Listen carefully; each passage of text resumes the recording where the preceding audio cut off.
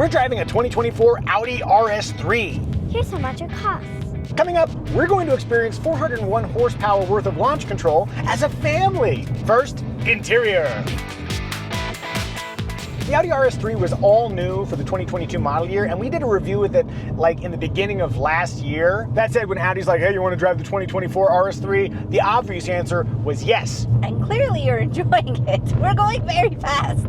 We're going 39 miles an hour. Too fast! Update for the 2024 model year. This Carbon Atlas matte trim is now standard. Hooray! It looks awesome. The RS design package previously had green stitching and now it has red stitching. And then the Home Link feature is now integrated into the rear view mirror. Wow. And that's pretty much it for 2024. This being your second time in the RS3, how do you like the interior? There are a whole lot of flat angles intersecting and repeating in interesting ways. It makes it look very designed, but also fun and sporty. Plenty of soft spots, a few hard spots, reminding you that this is based on a comparatively inexpensive vehicle. This is basically an Audi A3, but very, very quick. We got two cup holders right here, but then the doors actually can hold a decent sized bottle. And for the phone zone, there's a wireless charger as well as 2 ports. It always feels lazy saying that the small car is small. I do technically fit, but my head is really, really close to the headliner. In that middle position, I'm just straight up cramped. Kiddo, how did you feel in the middle spot? Cramped like you. What about in the outside position? It's much better. Back up front, I really like the seats. I find them to be mostly pressure point free. I've got good lateral support, and unlike some sport seats where they have really aggressive side bolsters so you know exactly how sporty they are, these are big enough that they keep me in place, but not so much that they impede my range of motion with my elbows. When you put the Muzio in the motion, you get motion. And they're not too narrow. Sometimes sporty seats only accommodate sporty-sized passengers. As for cargo space, it's small. Dimensionally, it doesn't stack up to most everything we drive. And yet, I think there's enough space back there. Yeah, we're traveling this weekend and we fit a rolling suitcase, no problem. I think you could fit 2 and additional luggage. Plus, you've got the 40-20-40 split. And there's underfloor storage as well as a side bin. Sadly, no spare. Any issues getting the booster installed? The booster is easy to snap in, but the seats are a little bit narrow, so it doesn't settle in the way I like. As for safety, the NHTSA has not rated the Audi RS3. The IIHS gave the Audi A3, on which this is based, a top safety pick rating in 2022. There's no update for 2023 or 2024, even though it's the same generation. I don't know. What I do know is that there's a full suite of active driver assist tech, built-in standard, and also 10 airbags, a shockingly large number of airbags for a small vehicle. Family, what do we think? Is the Audi RS3 family friendly? No, it's too small. Rear window test. Almost all the way down. Boop. Armrest test, driving in a comfortable 8 and 4. It's a very hard reach to that outboard armrest, though it is fairly soft when you touch it inboard. Let me move my liquid death and slide this forward. It gets a good range of adjustability and it's soft. That's nice. I'm gonna go 60% outboard, 75% inboard. Hey, would you like to see more videos like this? We review cars as a family, plus the occasional helicopter adventure. If so, you're welcome to subscribe. Style! I love when we apply sporty visuals to a small package. Capable but tiny is a really intriguing combination to me. It's kind of a Bruce Lee situation. I think about the fenders, that kind of extra width. There are so many interesting lines on it. And I like how the lower rear kind of juts out and accommodates the exhaust. Making this particular RS3 special, we've got that Python yellow paint, $600 well spent. Do you like it, sweetie? No, I don't like it.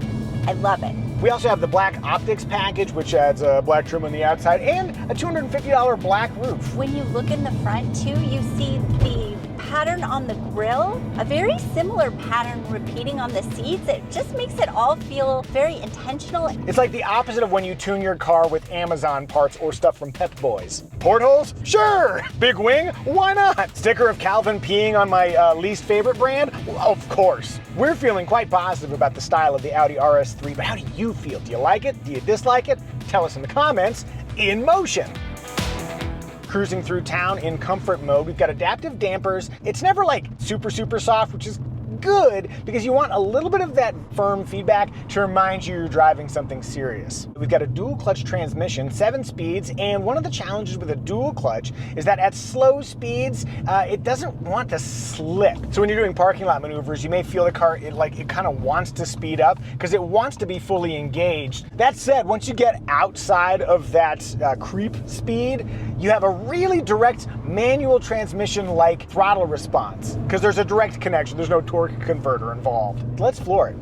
Whee! Wow, up a hill. Speedy responses from that dual clutch. Now that we've left society a little bit, I'm going to pick up the pace just a touch. Let's go ahead and put us over into dynamic mode. Notice immediately you hear a little bit more of that exhaust noise. We're holding our revs here because we're ready for action. And let's see what happens if I just floor it. Oh, you got that 5-cylinder engine, sonorous. Melodic might come to mind too, but there's a real song to having 5 cylinders at play. Makes you want to downshift and listen to it a little bit more. Oh yeah. You notice when I get on and off throttle, it's very immediate. Again, that's that dual clutch transmission. So we've got the standard brakes. They're 14.8-inch rotors. There's also an optional 15-inch carbon ceramic brake option, which we had on the previous car. I'm not feeling any lack with these brakes. Where you'd really see the advantage of the carbon ceramics is if you're tracking the car and their ability to deal with the heat of lap after lap after lap. Nonetheless, I'm going to come into this corner and then do a hard brake and then come around. And we've got summer tires. Do we feel like we've got enough grip, family? Yes. Yeah. And I really like that the steering ratio is quick enough that I don't have to go hand over hand for this really tight stuff. Not enough grip for the snacks. Oh no, the snacks. The snacks don't like how much grip we have, but everybody else is pretty happy. So if we go to the drive selector here, we've got comfort, dynamic, auto kind of figures it out. Let's go to RS performance. What these modes do beyond just changing steering weight and powertrain reactions, they also adjust the torque splitter. It can take up to 50% of the engine's power and send it rearward, and then 100% of that power it can put to either the right or the left wheel. There is a mode that's supposed to be kind of drifty. I don't know how drifty you can get when you can only send 50% of the power to the back, even if it's all going to one side. But what I do know is that when you come through a corner, check this out. I'm going to start getting on now. Normally, if you get on throttle mid-corner, you start to understeer. Here, we're able to put so much power to the outside that it helps turn the car. This isn't traditional oversteer like when I had my S2000, and it's like, oh, it's always kind of a little side out, and I got to, do a lot of correction. But when you come around corners with gusto, as it starts to send that power to the outside, you kind of have to think about that rotation. For me, that equals driver engagement. All right, we got a nice little straightaway, left foot on the brake, right foot all the way down, launch control program activated, left foot off the brake, here we go. Ooh, I like how it wouldn't shift for me. It made it a manual situation there, that was fun. How did we feel about that, family? Good. Kind of takes your breath away a little bit. I saw the little thing that says M for yes. I saw the side keep lighting up. Yeah, that was telling me I needed to shift. And lots of drama with that little light show. Oh, do you want more drama? Never. Ah! All right, that's what I think about driving the RS3. What does Sweetie think? Evie's at the wheel. We're kind of in the middle of nowhere. We're going to wait until there's no cars around, and we'll have you try launch control. There's no finesse to it. You just have to keep your left foot on the brake, put the right one all the way down at the same time, give you a little like, and you'll see launch control in the gauge cluster, and then let go of the brake. Let go. I don't like it. How did that feel? I don't like it. Is it too fast? I'm doing launch control. It should be fast, right? I just shouldn't be doing it. Don't worry, we didn't get in a car accident. Phew, I am really grateful for that. That might not be your style based on your baseline anxiety, but look how easy you did it. That's true. Now seems like a good time to put you in a calmer mode. Let's go over here to comfort. I do appreciate the lightness in the steering. I also appreciate the fact that you're probably the only person driving an Audi RS3 going notably under the speed limit. Any issue seeing out? Visibility is good all around. At a normal pace. Did you find this easy to drive? Yes, I found it easy to brake smoothly, but also if I found myself in a situation where I needed to aggressively apply the brakes, there was good bite. I enjoyed that aspect of it. If we were in the market for a super high performance yet small sedan, are there any game killers here that would keep you from driving the RS3? Would you be right seat shouting, launch control, jam your foot on the accelerator? Probably not, no. Oh, okay. Well, are we making another video? If we're making another video, then yes, For but sure. otherwise, no. I love you. Otherwise, in the vehicle, no game killers. Some people find me deeply motivational. Not everybody, obviously. This seems like a good moment to get back in the driver's seat. In total, the RS3 sounds and moves like a proper sports sedan. Onward to remarks. Infotainment. We've got a standard 10.1-inch screen. Over here we've got a 12.3-inch digital gauge cluster, standard Apple CarPlay and Android Auto wireless smartphone connectivity. The interface looks great. The graphics are crisp. They're color-coded, which I love. The one part I wish was different is this volume control down here. I find it, Suggestive? What with the small circles? oh my. So, is that not what you were thinking? It is now. I'm going to feel very awkward using it now. No. RS3 says don't stop.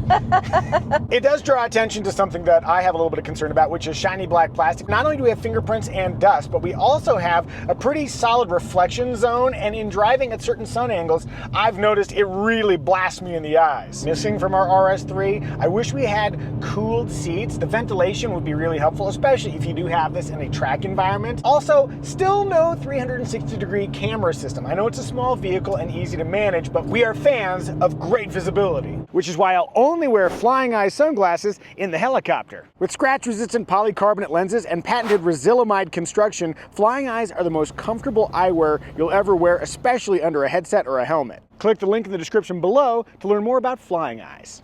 And now a new feature for our channel, the Brian test. My buddy Brian suggested we talk about just the very basics of maintenance. Getting the hood open on the RS3 is super easy. Oil dipstick is really obvious. And here's where you put the washer fluid. Bonus points to the RS3 for making it such a pretty underhood area. And let us know in the comments if that's the thing we should keep doing. Okay, let's talk about engine choices. The engine in the RS3 is the 2.5-liter inline 5-cylinder turbocharged engine. If you wanted to drop the asking price almost in half, you could go with the base A3. Or if you want to split the difference, there is an Audi S3. Sweetie, Yes! will you share our trim recommendation? I will share our trim recommendation, but I will only do it at high RPMs. Our trim recommendation is which trim will give you the essential features you would regret not getting, but at the lowest possible price.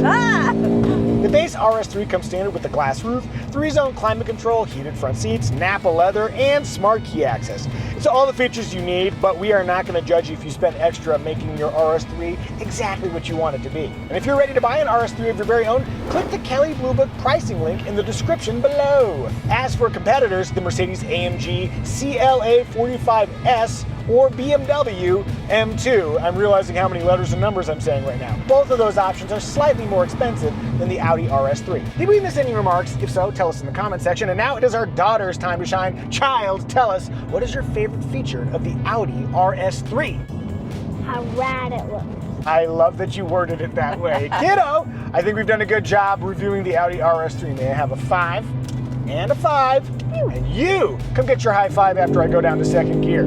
Bam!